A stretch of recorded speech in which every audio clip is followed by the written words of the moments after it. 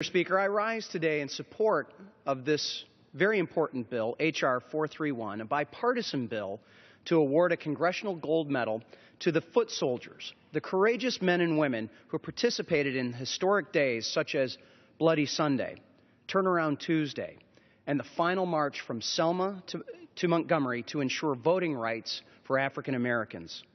Mr. Speaker, sometimes it's hard for people in today's society to realize the historical significance of the events that took place in the past, or for younger people, it may seem like a lifetime ago. But for those who lived through those experiences, it may seem like it just happened yesterday. One series of events that we cannot and must not allow to fade away are the historic marches that began in Selma in spring of 1965.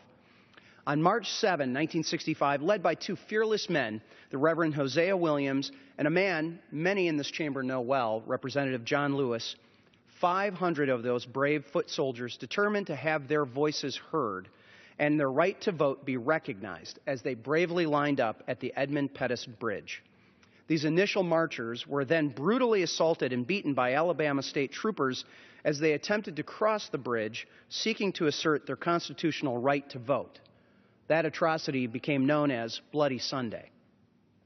2 days later, 2,500 foot soldiers, led by Dr. Martin Luther King Jr., peacefully assembled and again attempted to cross the Edmund Pettus Bridge.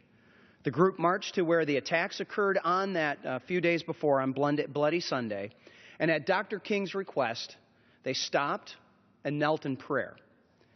Following the prayer, the marchers turned around and returned to Selma.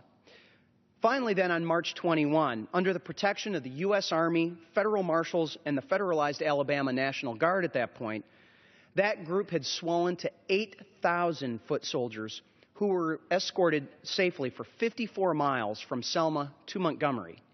By the time the march reached the steps of the state capitol, that group had grown to approximately 25,000 people strong there on those steps in Montgomery.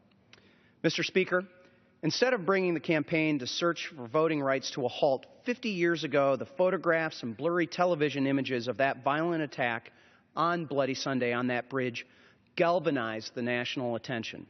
In fact, the first march was a catalyst for action. Just 5 short months after the first march, Congress had passed and President Johnson had signed into law the Voting Rights Act. Mr. Speaker, we as a nation must do more to ensure voting rights are protected for all Americans, and in doing so, we must remember the sacrifices of those individuals who came before us and worked so tirelessly to make a difference and to create voting rights equally. It is truly a privilege for me personally to stand before you today as Congress recognizes these brave men and women and the historical significance of those marches that began in Selma and forever changed the direction of our great nation.